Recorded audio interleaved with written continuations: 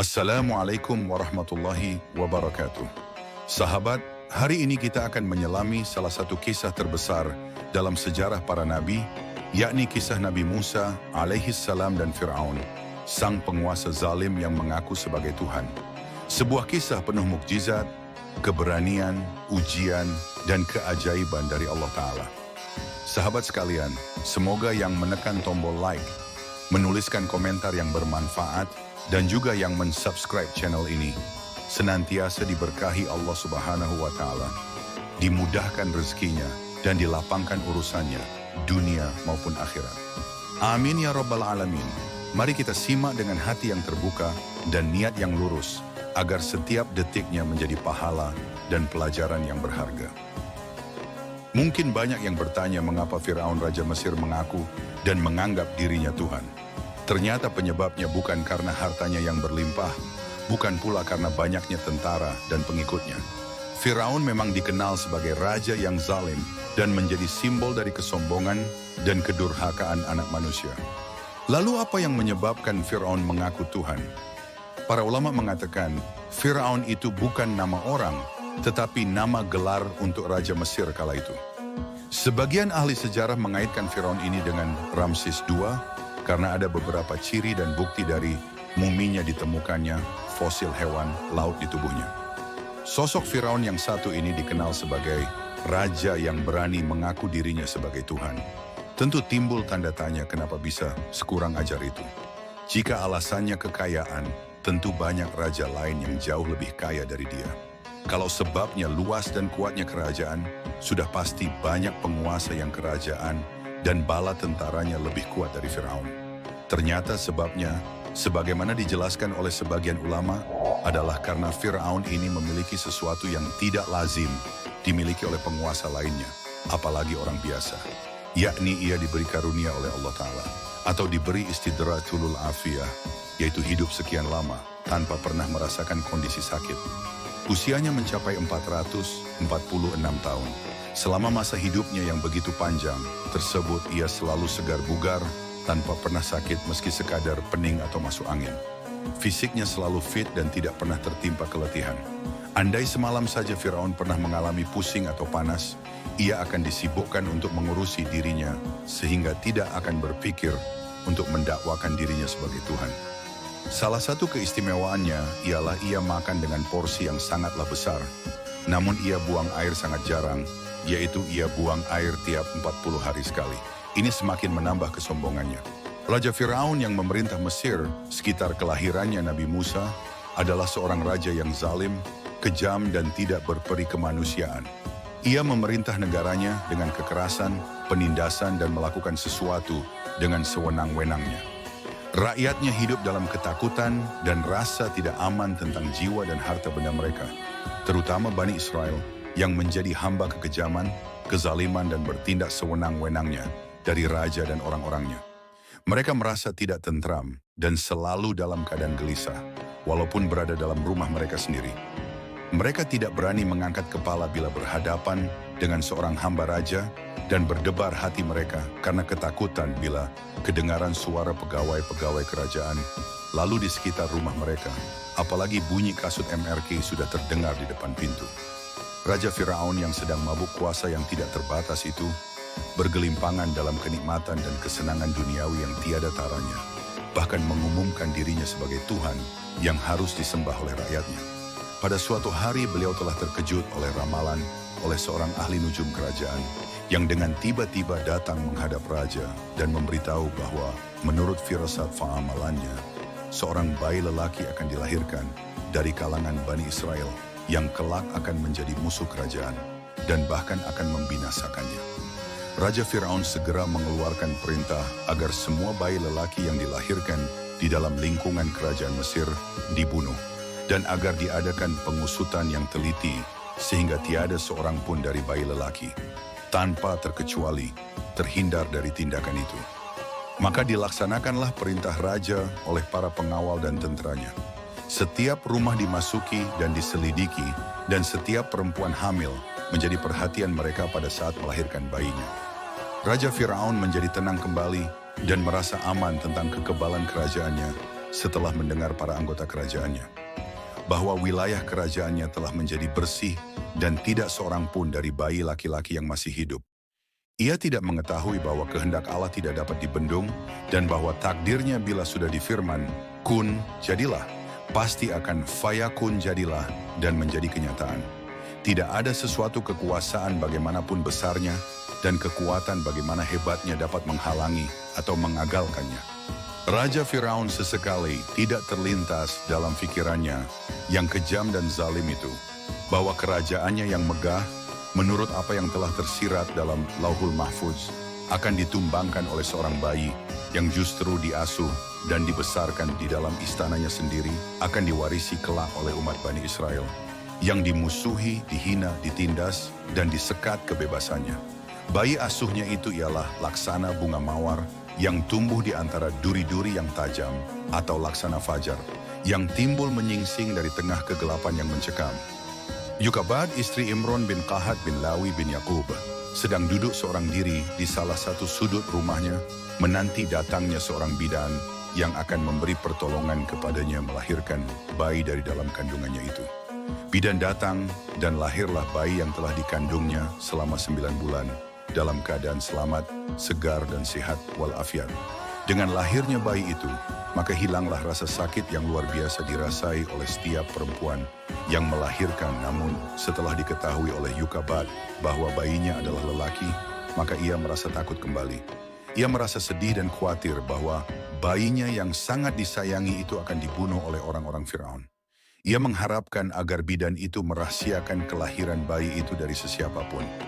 Bidan yang merasa simpati terhadap bayi yang lucu dan bagus itu, serta merasa betapa sedih hati seorang ibu yang akan kehilangan bayi yang baru dilahirkan, memberi kesanggupan dan berjanji akan merahasiakan kelahiran bayi itu.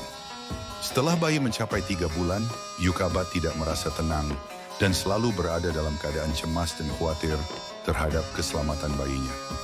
Allah memberi ilham kepadanya agar menyembunyikan bayinya di dalam sebuah peti yang tertutup rapat, kemudian membiarkan peti yang berisi bayinya itu terapung di atas sungai Nil. Yukabad tidak boleh bersedih dan cemas ke atas keselamatan bayinya karena Allah menjamin akan mengembalikan bayi itu kepadanya, bahkan akan mengutuskannya sebagai salah seorang rasul. Dengan bertawakal kepada Allah dan kepercayaan penuh terhadap jaminan ilahi, mak dilepaskannya peti bayi oleh Yukabad. Setelah ditutup rapat dan dicat dengan warna hitam, terapung di permukaan air sungai Nil. Kakak Musa diperintahkan oleh ibunya untuk mengawasi dan mengikuti peti rahasia itu, agar diketahui di mana ia berlabuh, dan di tangan siapa akan jatuh peti yang mengandungi arti yang sangat besar bagi perjalanan sejarah umat manusia. Alangkah cemasnya hati kakak Musa ketika melihat dari jauh bahwa peti yang diawasi itu dijumpai oleh putri raja yang kebetulan berada di tepi sungai Nil, bersantai bersama beberapa dayangnya, dan dibawanya masuk ke dalam istana dan diserahkan kepada ibunya, istri Firaun. Yukabad yang segera diberitahu oleh anak perempuannya tentang nasib peti itu, menjadi kosonglah hatinya karena sedih dan cepat serta hampir saja membuka rahasia peti itu, andai kata Allah tidak meneguhkan hatinya dan menguatkan hanya kepada jaminan Allah yang telah diberikan kepadanya. Raja Firaun ketika diberitahu oleh Aisyah, istrinya, tentang bayi laki-laki yang ditemui di dalam peti yang terapung di atas permukaan sungai Nil, segera memerintahkan membunuh bayi itu, seraya berkata kepada istrinya, "Aku khawatir bahwa inilah bayi yang diramalkan, yang akan menjadi musuh dan penyebab kesedihan kami, dan akan membinasakan kerajaan kami yang besar ini." Akan tetapi istri Firaun yang sudah terlanjur menaruh simpati dan sayang terhadap bayi yang lucu dan manis itu, berkata kepada suaminya, "Janganlah bayi yang tidak berdosa ini dibunuh. Aku sayang kepadanya, dan lebih baik kami ambil dia sebagai anak. Kalau kelak ia akan berguna dan bermanfaat bagi kami. Hatiku sangat tertarik kepadanya, dan ia akan menjadi kesayanganku dan kesayangmu. Demikianlah jika Allah yang Maha Kuasa menghendaki sesuatu, maka dilincinkanlah jalan bagi terlaksananya takdir itu. Dan selamatlah nyawa putra Yukabad yang telah ditakdirkan oleh Allah untuk menjadi rasulnya, menyampaikan amanat wahyunya kepada hamba-hambanya yang sudah sesat." Nama Musa yang telah diberikan kepada bayi itu oleh keluarga Firaun, Mu artinya air dan Sa artinya pohon, sesuai dengan tempat ditemukannya peti bayi itu. Didatangkanlah kemudian ke istana beberapa inang untuk menjadi ibu susuan Musa. Akan tetapi setiap inang yang mencoba dan memberi air susunya ditolak oleh bayi yang enggan menyedot dari setiap tetek yang diletakkan ke bibirnya. Dalam keadaan istri Firaun lagi bingung memikirkan bayi pungutnya yang enggan menetek dari sekian banyak inang yang didatangkan ke istana, datanglah kakak Musa menawarkan seorang inang lain yang mungkin diterima oleh bayi itu. Atas pertanyaan keluarga Firaun, kalau ia mengenal keluarga bayi itu, berkatalah kakak Musa, "Aku tidak mengenal siapakah keluarga dan ibu bayi ini. Hanya aku ingin menunjukkan satu keluarga yang baik dan selalu rajin mengasuh anak. Kalau bayi itu dipiti menerima air susu ibu keluarga itu." Anjuran kakak Musa diterima oleh istri Firaun, dan seketika itu jugalah dijemput ibu kandung Musa sebagai inang bayaran. Maka begitu bibir sang bayi menyentuh tetek ibunya, disedutlah air susu ibu kandungnya itu dengan sangat lahapnya. Kemudian diserahkan Musa kepada Yukabat ibunya untuk diasuh selama masa menetek dengan imbalan upah yang besar. Maka dengan demikian terlaksanalah janji Allah kepada Yukabat bahwa ia akan menerima kembali putranya itu. Setelah selesai masa meneteknya, dikembalikan Musa oleh ibunya ke istana, di mana ia diasuh, dibesar dan dididik sebagaimana anak-anak raja yang lain. Ia mengendarai kendaraan Firaun dan berpakaian sesuai dengan cara-cara Firaun berpakaian, sehingga ia dikenal orang sebagai Musa bin Firaun. Nabi Musa keluar dari Mesir. Sejak ia dikembali ke istana oleh ibunya setelah disusui, Musa hidup sebagai salah seorang dari keluarga kerajaan hingga mencapai usia dewasanya, di mana ia memperolehi asuhan dan pendidikan sesuai dengan tradisi istana. Allah mengurniakannya hikmah dan pengetahuan sebagai persiapan tugas kenabian dan risalah yang diwahyukan kepadanya. Di samping kesempurnaan dan kekuatan rohani, ia dikaruniai oleh Allah kesempurnaan tubuh dan kekuatan jasmani. Musa mengetahui dan sadar bahwa ia hanya seorang anak pungut di istana dan tidak setitik darah Firaun pun mengalir di dalam tubuhnya, dan bahwa ia adalah keturunan Bani Israel yang ditindas dan diperlakukan sewenang-wenang oleh kaum Firaun. Karenanya ia berjanji kepada dirinya akan menjadi pembela kepada kaumnya yang tertindas dan menjadi pelindung bagi golongan yang lemah yang menjadi sasaran kezaliman dan keganasan para penguasa. Demikianlah maka terdorong oleh rasa setia kawannya kepada orang-orang yang madlum dan teraniaya, terjadilah suatu peristiwa yang menyebabkan ia terpaksa meninggalkan istana dan keluar dari Mesir. Peristiwa itu terjadi ketika Musa sedang berjalan-jalan di sebuah lorong di waktu tengah hari, di mana keadaan kota sunyi sepi ketika penduduknya sedang tidur siang. Ia melihat dua orang yang sedang berkelahi, seorang dari golongan Bani Israel bernama Samiri, dan seorang lagi dari kaum Firaun bernama Fatun. Musa yang mendengar teriakan Samiri yang mengharapkan akan pertolongan terhadap musuhnya yang lebih kuat dan lebih besar itu, segera melontarkan pukulan dan tumbukannya kepada Fatun yang seketika itu jatuh tergeletak menghembuskan nafasnya yang terakhir. Musa terkejut melihat Fatun, orang Firaun itu mati karena tumbukannya yang tidak disengajakan dan tidak akan mengharapkan membunuhnya. Ia merasa berdosa dan beristighfar kepada Allah, memohon ampun di atas perbuatannya yang tidak sengaja telah melayang nyawa salah seorang daripada hamba-hambanya. Peristiwa matinya Fatun menjadi perbincangan ramai dan menarik para penguasa kerajaan yang menduga bahwa pasti orang-orang Israel lah yang melakukan perbunuhan itu. Mereka menuntut agar pelakunya diberi hukuman yang berat bila ia tertangkap. Anggota dan pasukan keamanan negara dihantarkan ke seluruh pelosok kota mencari jejak orang yang telah membunuh Fatun, yang sebenarnya hanya diketahui oleh Samiri dan Musa saja. Akan tetapi, walaupun tidak ada orang ketiga yang menyaksikan peristiwa itu, Musa merasa cemas dan takut dan berada dalam keadaan bersedia menghadapi akibat perbuatannya itu bila sampai tercium oleh pihak penguasa. Alangkah malangnya nasib Musa yang sudah cukup berhati-hati menghindari kemungkinan terbongkarnya rahasia pembunuhan yang ia lakukan tatkala ia terjebak lagi tanpa disengajakan dalam suatu perbuatan yang menyebabkan namanya disebut-sebut sebagai pembunuh yang dicari. Musa bertemu lagi dengan Samiri yang telah ditolongnya melawan Fatun, juga dalam keadaan berkelahi untuk kali keduanya dengan salah seorang dari kaum Firaun. Melihat Musa berteriaklah Samiri meminta pertolongannya. Musa menghampiri mereka yang sedang berkelahi seraya, berkata menegur Samiri, "Sesungguhnya engkau adalah seorang yang telah sesat."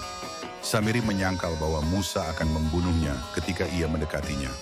Lalu berteriaklah Samiri berkata, "Apakah engkau hendak membunuhku sebagaimana engkau telah membunuh seorang kemarin? Rupanya engkau hendak menjadi seorang yang sewenang-wenang di negeri ini dan bukan orang yang mengadilkan kedamaian."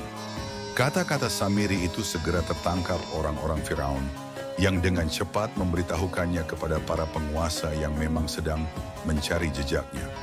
Maka berundinglah para pembesar dan penguasa Mesir yang akhirnya memutuskan untuk menangkap Musa dan membunuhnya sebagai balasan terhadap matinya seorang dari kalangan kaum Firaun.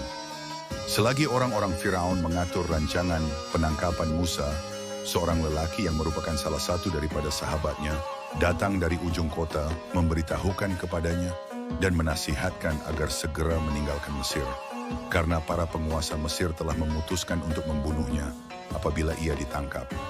Lalu keluarlah Musa terburu-buru meninggalkan Mesir sebelum anggota tentara sempat menutup serta menyekat pintu-pintu gerbangnya. Musa bertemu jodoh di kota Madian dengan berdoa kepada Allah, "Ya Tuhanku, selamatkanlah aku dari segala tipu daya orang-orang yang zalim." Keluarlah Nabi Musa dari kota Mesir seorang diri, tiada pembantu selain inayahnya. Allah tiada kawan selain cahaya Allah, dan tiada bekal kecuali bekal iman dan takwa kepada Allah. Penghibur satu-satunya bagi hatinya yang sedih karena meninggalkan tanah airnya, ialah bahwa ia telah diselamatkan oleh Allah dari buruan kaum Firaun yang ganas dan kejam itu.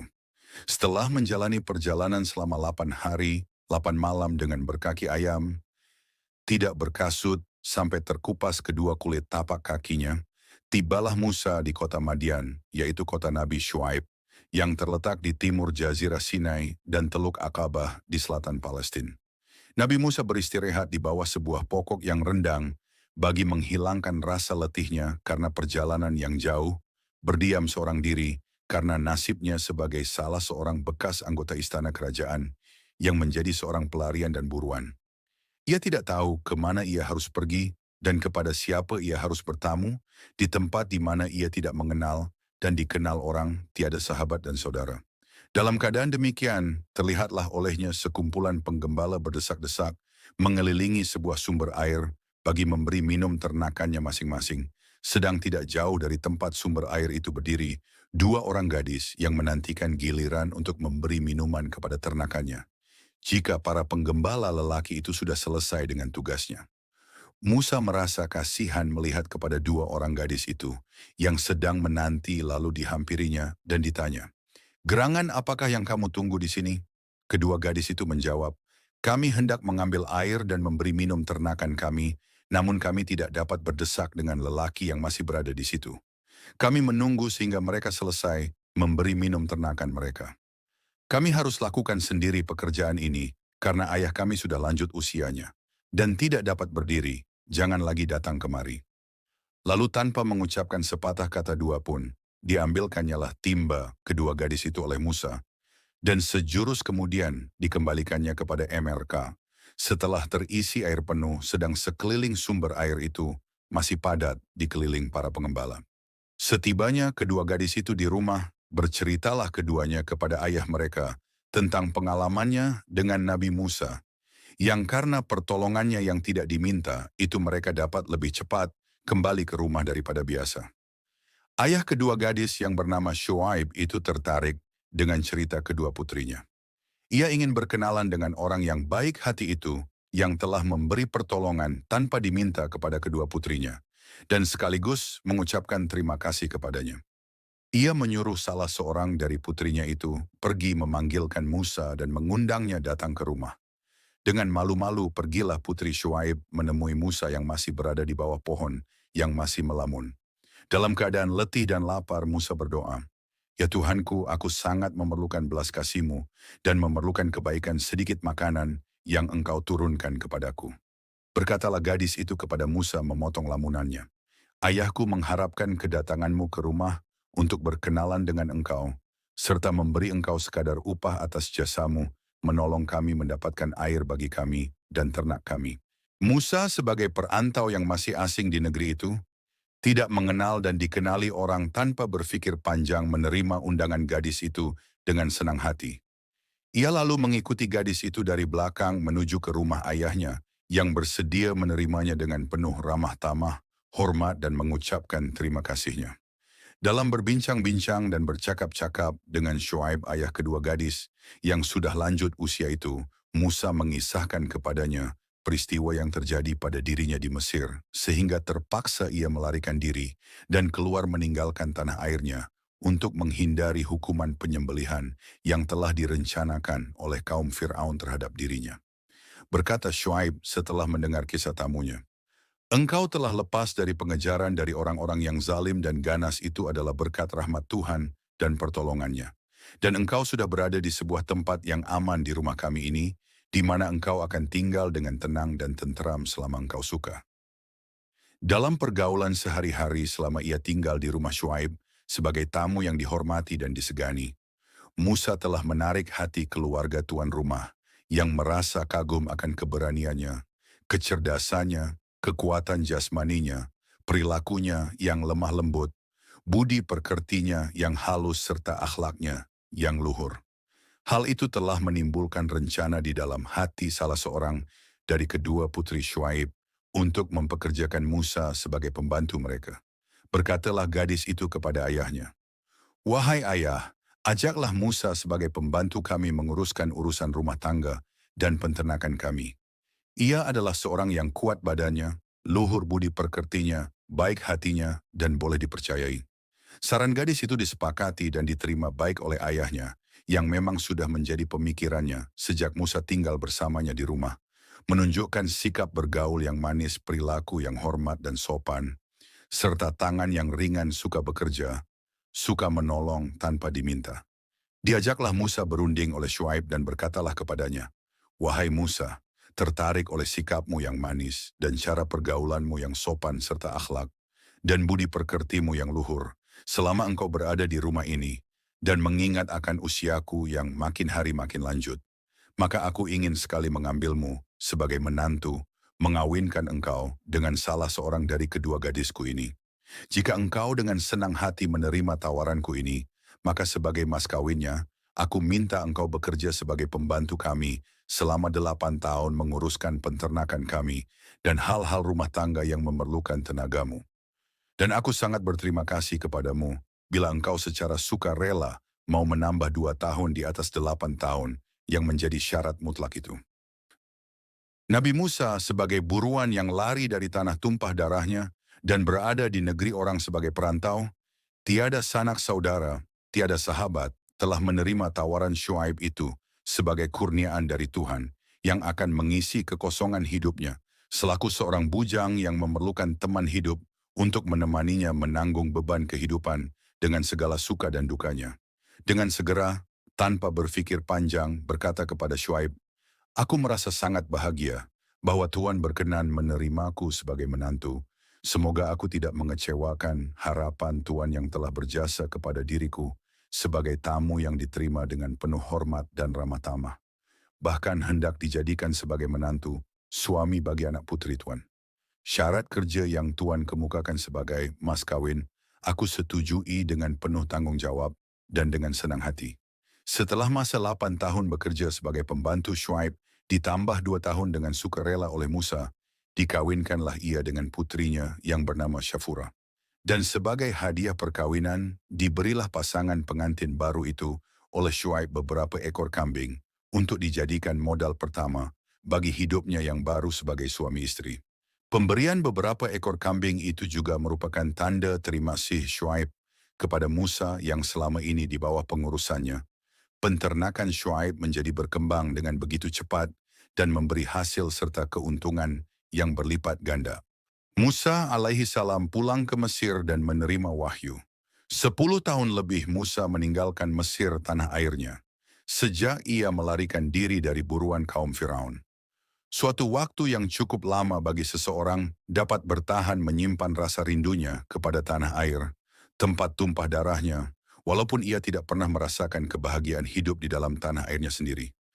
Apalagi seorang seperti Musa yang mempunyai kenang-kenangan hidup yang menarik dan indah selama ia berada di tanah airnya sendiri, selaku seorang dari keluarga kerajaan yang megah dan mewah. Maka wajarlah bila ia merindukan Mesir tanah tumpah darahnya dan ingin pulang kembali setelah ia beristrikan Syafura putri Syuaib. Bergegaslah Musa berserta istrinya mengemas barang dan menyediakan kendaraan, lalu meminta diri dari orang tuanya, dan bertolaklah menuju ke selatan, menghindari jalan umum, supaya tidak diketahui oleh orang-orang Firaun yang masih mencarinya. Setibanya di Tursina, tersesatlah Musa kehilangan pedoman, dan bingung manakah yang harus ia tempuh. Dalam keadaan demikian terlihatlah oleh dia sinar api yang nyala-nyala di atas lereng sebuah bukit. Ia berhenti lalu lari ke jurusan api itu, seraya berkata kepada istrinya, "Tinggallah kamu di sini menantiku. Aku pergi melihat api yang menyala di atas bukit itu, dan segera aku kembali. Mudah-mudahan aku dapat membawa satu berita kepadamu dari tempat api itu, atau setidaknya membawa sesuluh api untuk menghangatkan badanmu yang sedang menggigil kedinginan." Tatkala Musa sampai ke tempat api itu terdengar oleh dia seruan kepadanya. Seruan yang didengar oleh Musa itu ialah, "Wahai Musa, aku ini adalah Tuhanmu, maka tanggalkanlah kedua terompahmu. Sesungguhnya kamu berada di lembah yang suci yaitu Thua, dan aku telah memilih kamu, maka dengarkanlah apa yang akan diwahyukan kepadamu. Sesungguhnya aku ini adalah Allah, tiada Tuhan selain aku, maka sembahlah aku dan dirikanlah solat untuk mengingat akan aku." Itulah wahyu yang pertama yang diterima langsung oleh Nabi Musa sebagai tanda kenabiannya, di mana ia telah dinyatakan oleh Allah sebagai Rasul dan nabinya yang dipilih Nabi Musa dalam kesempatan bercakap langsung dengan Allah di atas bukit Tursina. Itu telah diberi bekal oleh Allah yang Maha Kuasa, dua jenis mukjizat sebagai persiapan untuk menghadap kaum Firaun yang sombong dan zalim itu. Bertanyalah Allah kepada Musa, "Apakah itu yang engkau pegang dengan tangan kananmu, hai Musa?" Suatu pertanyaan yang mengandung arti yang lebih dalam dari apa yang sepintas lalu dapat ditangkap oleh Nabi Musa dengan jawabannya yang sederhana. "Ini adalah tongkatku, aku bertelekan padanya, dan aku pukul daun dengannya untuk makanan kambingku. Selain itu, aku dapat pula menggunakan tongkatku untuk keperluan-keperluan lain yang penting bagiku." Maksud dan arti dari pertanyaan Allah yang nampak sederhana itu baru dimengerti dan diselami oleh Musa setelah Allah memerintahkan kepadanya agar meletakkan tongkat itu di atas tanah. Lalu menjelmalah menjadi seekor ular besar yang merayap dengan cepat sehingga menjadikan Musa lari ketakutan. Allah berseru kepadanya, "Peganglah ular itu dan jangan takut. Kami akan mengembalikannya kepada keadaan asal."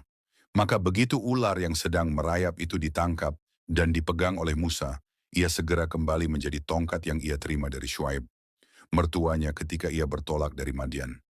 Sebagai mukjizat yang kedua, Allah memerintahkan kepada Musa agar mengepitkan tangannya ke ketiaknya yang nyata. Setelah dilakukannya perintah itu, tangannya menjadi putih cemerlang tanpa cacat atau penyakit. Musa diperintahkan berdakwah kepada Firaun. Raja Firaun yang telah berkuasa di Mesir telah lama menjalankan pemerintahan yang zalim, kejam, dan ganas. Rakyatnya yang terdiri dari bangsa Mesir yang merupakan penduduk pribumi dan bangsa Israel yang merupakan golongan pendatang, hidup dalam suasana penindasan, tidak merasa aman bagi nyawa dan harta bendanya. Tindakan sewenang-wenang dan pihak penguasa pemerintahan terutama ditujukan kepada Bani Israel yang tidak diberinya kesempatan hidup tenang dan tentram. Mereka dikenakan kerja paksa dan diharuskan membayar berbagai pungutan yang tidak dikenakan terhadap penduduk bangsa Mesir, bangsa Firaun sendiri. Selain kezaliman, kekejaman, penindasan dan pemerasan yang ditimpakan oleh Firaun atas rakyatnya, terutama kaum Bani Israel, ia menyatakan dirinya sebagai Tuhan yang harus disembah dan dipuja. Dan dengan demikian ia makin jauh membawa rakyatnya ke jalan yang sesat tanpa pedoman tauhid dan iman. Sehingga makin dalamlah mereka terjerumus ke lembah kemaksiatan dan kerusakan moral dan akhlak. Maka dalam kesempatan bercakap-cakap langsung di Bukit Tursina, itu diperintahkanlah Musa oleh Allah untuk pergi ke Firaun sebagai rasulnya, mengajak beriman kepada Allah, menyadarkan dirinya bahwa ia adalah makhluk Allah sebagaimana rakyatnya, yang tidak sepatutnya menuntut orang menyembahnya sebagai Tuhan, dan bahwa Tuhan yang wajib disembah olehnya, dan oleh semua manusia adalah Tuhan yang Maha Esa, yang telah menciptakan alam semesta ini. Nabi Musa dalam perjalanannya menuju kota Mesir setelah meninggalkan Madian selalu dibayangi oleh ketakutan. Kalau-kalau peristiwa pembunuhan yang telah dilakukan 10 tahun yang lalu itu belum terlupakan dan masih belum hilang dari ingatan para pembesar kerajaan Firaun. Ia tidak mengabaikan kemungkinan bahwa mereka akan melakukan pembalasan terhadap perbuatan yang ia tidak sengaja itu dengan hukuman pembunuhan atas dirinya bila ia sudah berada di tengah-tengah mereka. Ia hanya terdorong rasa rindunya yang sangat kepada tanah tumpah darahnya dengan memberanikan diri kembali ke Mesir tanpa memperdulikan akibat yang mungkin akan dihadapi. Jika pada waktu bertolak dari Madian dan selama perjalanannya ke Tursina, Nabi Musa dibayangi dengan rasa takut akan pembalasan Firaun, maka dengan perintah Allah yang artinya, "Pergilah engkau ke Firaun, sesungguhnya ia telah melampaui batas." Segala bayangan itu dilempar jauh-jauh dari pikirannya dan bertekad akan melaksanakan perintah Allah menghadapi Firaun, apapun akan terjadi pada dirinya. Hanya untuk menenteramkan hatinya berucaplah Musa kepada Allah, "Aku telah membunuh seorang dari mereka, maka aku khawatir mereka akan membalas membunuhku. Berikanlah seorang pembantu dari keluargaku sendiri, yaitu saudaraku Harun, untuk menyertaiku dalam melakukan tugasku, meneguhkan hatiku, dan menguatkan tekadku menghadapi orang-orang kafir itu. Apalagi Harun saudaraku itu, lebih fasih lancar lidahnya, dan lebih cakap daripada diriku untuk berdebat dan bermujadalah." Allah berkenan mengabulkan permohonan Musa, maka digerakkanlah hati Harun yang ketika itu masih berada di Mesir untuk pergi menemui Musa mendampinginya. Dan bersama-sama pergilah mereka ke istana Firaun dengan diiringi firman Allah. "Janganlah kamu berdua takut dan khawatir akan disiksa oleh Firaun. Aku menyertai kamu berdua dan aku mendengar serta melihat dan mengetahui apa yang akan terjadi antara kamu dan Firaun. Berdakwahlah kamu kepadanya dengan kata-kata yang lemah lembut, sadarkanlah ia dari kesesatannya, dan ajaklah ia beriman dan bertauhid, meninggalkan kezalimannya dan kecongkakannya. Kalau-kalau dengan sikap yang lemah lembut daripada kamu berdua, ia akan ingat pada kesesatan dirinya, dan takut akan akibat kesombongan dan kecongkakannya." Mujadalah dialog antara Musa dengan Firaun.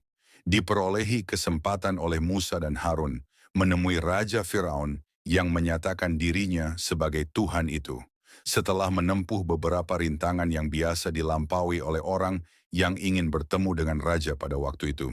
Pertemuan Musa dan Harun dengan Firaun dihadiri pula oleh beberapa anggota pemerintahan dan para penasihatnya. Bertanya Firaun kepada mereka berdua, "Siapakah kamu berdua ini?"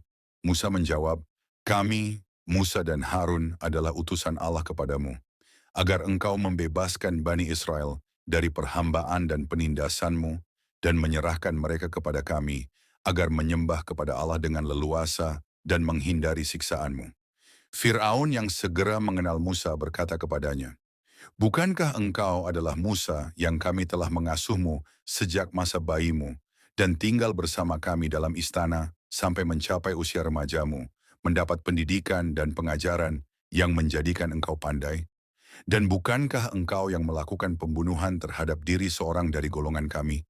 Sudahkah engkau lupa itu semuanya dan tidak ingat akan kebaikan dan jasa kami kepada kamu?"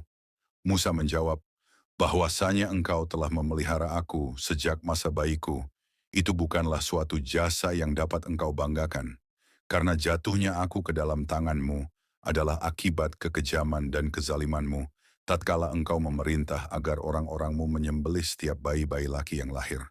Sehingga ibu terpaksa membiarkan aku terapung di permukaan sungai Nil, di dalam sebuah peti, yang kemudian dipungut oleh istrimu, dan selamatlah aku dari penyembelihan yang engkau perintahkan.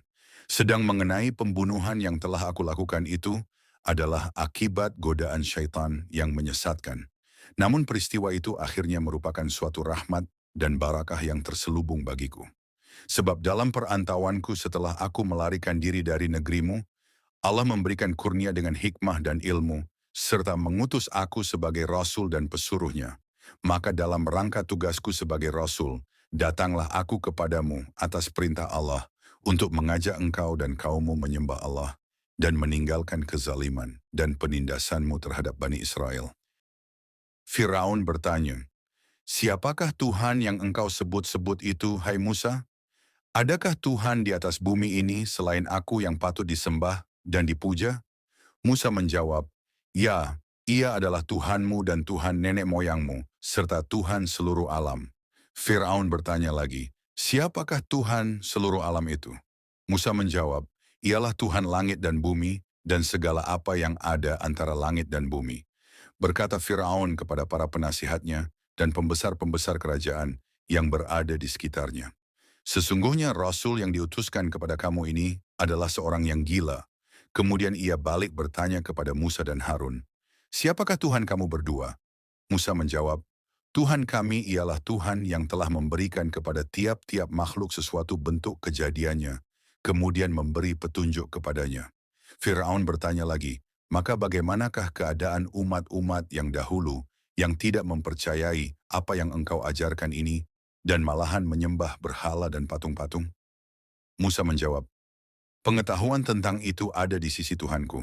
Jika Dia telah menurunkan azab dan siksanya pada mereka, maka itu adalah karena kecongkakan dan kesombongan, serta keengganan mereka kembali ke jalan yang benar.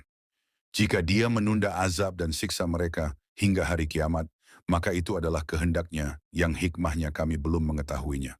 Allah telah mewahyukan kepada kami bahwa azab dan siksanya adalah jalan yang benar." Firaun yang sudah tidak berdaya menolak dalil-dalil Nabi Musa yang diucapkan secara tegas dan berani merasa tersinggung kehormatannya sebagai raja yang telah mempertuhankan dirinya, lalu menunjukkan amarahnya dan berkata kepada Musa dengan mengancam, "Hai Musa, jika engkau mengakui Tuhan selain aku, maka pasti engkau akan kumasukkan ke dalam penjara." Musa menjawab, "Apakah engkau akan memenjarakan aku, walaupun aku dapat memberikan kepadamu tanda-tanda yang membuktikan kebenaran dakwahku?" Firaun menentang dengan berkata, "Datangkanlah tanda-tanda dan bukti-bukti yang nyata yang dapat membuktikan kebenaran kata-katamu jika engkau benar-benar tidak berdusta." Musa mempertunjukkan dua mukjizat kepada Firaun. Menjawab tentangan Firaun yang menuntut bukti atas kebenarannya Musa dengan serta-merta meletakkan tongkat mukjizatnya dan segera menjelma menjadi seekor ular besar yang melata menghampiri ke Firaun. Karena ketakutan, Firaun melompat lari dari singgasananya, melarikan diri seraya berseru kepada Musa, "Hai Musa, demi asuhanku kepadamu, selama 18 tahun, panggillah kembali ularmu itu." Kemudian dipeganglah ular itu oleh Musa dan kembali menjadi tongkat biasa. Berkata Firaun kepada Musa setelah hilang dari rasa heran dan takutnya, "Adakah bukti yang dapat engkau tunjukkan kepadaku?" "Ya, lihatlah." Musa menjawab serta memasukkan tangannya ke dalam saku bajunya. Kemudian tatkala tangannya dikeluarkan dari sakunya, bersinarlah tangan Musa itu menyilaukan mata Firaun itu dan orang-orang yang sedang berada di sekelilingnya. Firaun sebagai raja yang menyatakan dirinya sebagai Tuhan, tentu tidak akan mudah begitu saja menyerah kepada Musa, bekas anak pungutnya, walaupun kepadanya telah diperlihatkan dua mukjizat. Ia bahkan berkata kepada kaumnya, yang ia khawatir akan terpengaruh oleh kedua mukjizat Musa itu, bahwa itu semuanya adalah perbuatan sihir, dan bahwa Musa dan Harun adalah ahli sihir yang mahir, yang datang dengan maksud menguasai Mesir, dan para penduduknya akan kekuatan dengan sihirnya itu. Firaun dianjurkan oleh penasihatnya yang dikepalai oleh Haman agar mematahkan sihir Musa dan Harun itu dengan mengumpulkan ahli-ahli sihir yang terkenal dari seluruh daerah kerajaan untuk bertanding melawan Musa dan Harun. Anjuran itu disetujui oleh Firaun yang merasa itu adalah fikiran yang tepat dan jalan yang terbaik untuk melumpuhkan kedua mukjizat Allah yang oleh mereka dianggapnya sebagai sihir. Anjuran itu lalu ditawarkan kepada Musa yang seketika tanpa ragu-ragu sedikit pun menerima tentangan Firaun untuk beradu dan bertanding melawan ahli-ahli sihir. Musa berkeyakinan penuh bahwa dengan perlindung Allah ia akan keluar sebagai pemenang dalam pertarungan itu. Pertandingan antara perbuatan sihir yang diilham oleh syaitan melawan mukjizat yang dikurniakan oleh Allah. Pada suatu hari raya, kerajaan telah disetujui untuk mengadakan hari pertandingan sihir, maka berduyun-duyunlah penduduk kota menuju ke tempat yang telah ditentukan untuk menyaksikan perlombaan menyihir yang baru. Pertama kalinya diadakan di kota Mesir. Juga sudah berada di tempat ahli-ahli sihir yang terhebat yang telah dikumpulkan dari seluruh wilayah kerajaan masing-masing, membawa tongkat, tali, dan lain-lain alat sihirnya.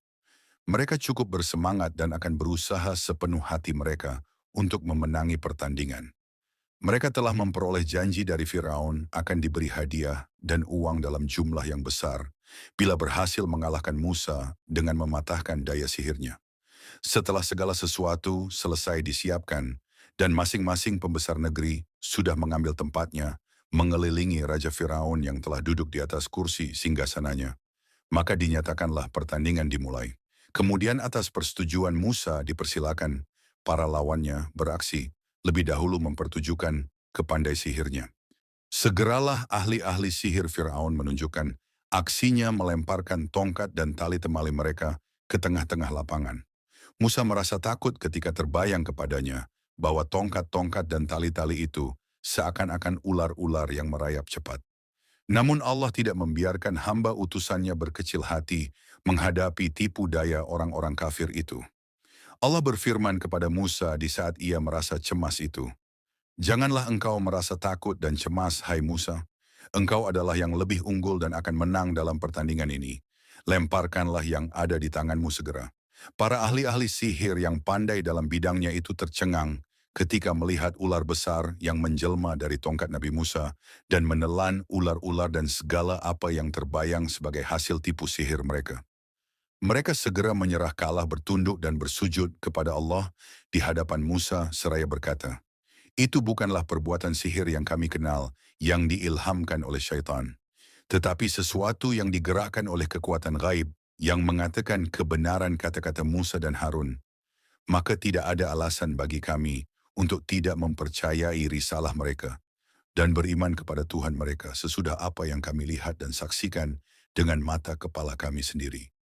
Firaun raja yang congkak dan sombong yang menuntut persembahan dari rakyatnya sebagai Tuhan segera membelalakkan matanya tanda marah dan jengkel melihat ahli-ahli sihirnya begitu cepat menyerah kalah kepada Musa, bahkan menyatakan beriman kepada Tuhannya dan kepada kenabiannya serta menjadi pengikut-pengikutnya. Tindakan mereka itu dianggapnya sebagai pelanggaran terhadap kekuasaannya, penentangan terhadap ketuhanannya, dan merupakan suatu tamparan bagi kewibawaan serta prestasinya. Ia berkata kepada MRK, "Adakah kamu berani beriman kepada Musa dan menyerah kepada keputusannya sebelum aku izinkan kepada kamu? Bukankah ini suatu persekongkolan dari kamu terhadapku? Musa dapat mengalahkan kamu sebab ia mungkin guru dan pembesar yang telah mengajarkan seni sihir kepadamu, dan kamu telah mengatur bersama-samanya tindakan yang kamu sandiwarakan di depanku hari ini. Aku tidak akan tinggal diam menghadapi tindakan khianatmu ini. Akan kupotong tangan-tangan dan kaki-kakimu, serta akan kusalib kamu semua pada pangkal pohon kurma sebagai hukuman dan balasan bagi tindakan khianatmu ini." Ancaman Firaun itu disambut mereka dengan sikap dingin dan acuh tak acuh. Karena Allah telah membuka mata hati mereka dengan cahaya iman, sehingga tidak akan terpengaruh dengan kata-kata kebatilan yang menyesatkan atau ancaman Firaun yang menakutkan. Mereka sebagai orang-orang yang ahli dalam ilmu dan seni sihir dapat membedakan yang mana sihir dan yang bukan. Maka sekali mereka diyakinkan dengan mukjizat Nabi Musa yang membuktikan kebenaran kenabiannya, tidaklah keyakinan itu akan dapat digoyahkan oleh ancaman apapun. Berkata mereka kepada Firaun menanggapi ancamannya, "Kami telah mendapatkan bukti-bukti yang nyata, dan kami tidak akan mengabaikan kenyataan itu sekadar memenuhi kehendak dan keinginanmu. Kami akan berjalan terus mengikuti jejak dan tuntutan Musa dan Harun sebagai pesuruh oleh yang benar. Maka terserah kepadamu untuk memutuskan apa yang engkau hendak putuskan terhadap diri kami. Keputusan kamu hanya berlaku di dunia ini, sedang kami mengharapkan pahala Allah di akhirat yang kekal dan abadi. Firaun tetap keras kepala dan semakin bingung. Nabi Musa yang telah mengalahkan ahli-ahli sihir dengan kedua mukjizatnya makin meluas pengaruhnya. Sedang Firaun dengan kekalahan ahli sihirnya merasa kewibawaannya merosot dan kehormatannya menurun. Ia khawatir jika gerakan Musa tidak segera dipatahkan akan mengancam keselamatan kerajaannya serta kekekalan mahkotanya. Para penasihat dan pembantu-pembantu terdekatnya tidak berusaha menghilangkan rasa kecemasan dan kekhawatirannya, tetapi mereka sebaliknya makin membakar dadanya dan makin menakut-nakutinya. Mereka berkata kepadanya, "Apakah engkau akan terus membiarkan Musa dan kaumnya bergerak secara bebas dan meracuni rakyat dengan macam-macam kepercayaan dan ajaran-ajaran yang menyimpang dari apa yang telah kita warisi dari nenek moyang kita?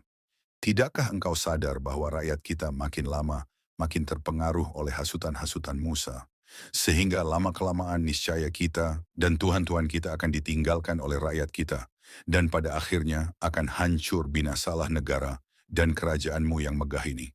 Firaun menjawab, "Apa yang kamu uraikan itu sudah menjadi perhatianku sejak dikalahkannya ahli-ahli sihir kita oleh Musa.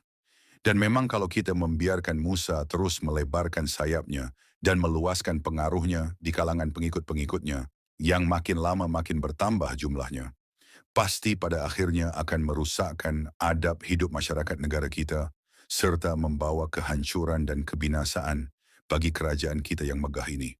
Karenanya aku telah merancang akan bertindak terhadap Bani Israel dengan membunuh setiap orang lelaki dan hanya wanita sahaja akan kubiarkan hidup." Rancangan jahat Firaun diterapkan oleh pegawai dan kaki tangan kerajaannya. Aneka ragam gangguan dan macam-macam tindakan kejam ditimpakan atas Bani Israel, yang memang menurut anggapan masyarakat mereka itu adalah rakyat kelas kambing dalam kerajaan Firaun yang zalim itu.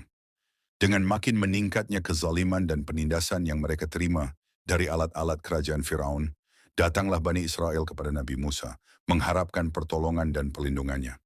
Nabi Musa tidak dapat berbuat banyak pada masa itu bagi Bani Israel yang tertindas dan teraniaya. Ia hanya menenteramkan hati mereka bahwa akan tiba saatnya kelak di mana mereka akan dibebaskan oleh Allah dari segala penderitaan yang mereka alami. Dianjurkan oleh Nabi Musa agar mereka bersabar dan bertawakal seraya memohon kepada Allah agar Allah memberikan pertolongan dan perlindungannya, karena Allah telah menjanjikan akan mewariskan buminya kepada hamba-hambanya yang soleh, sabar dan bertakwa.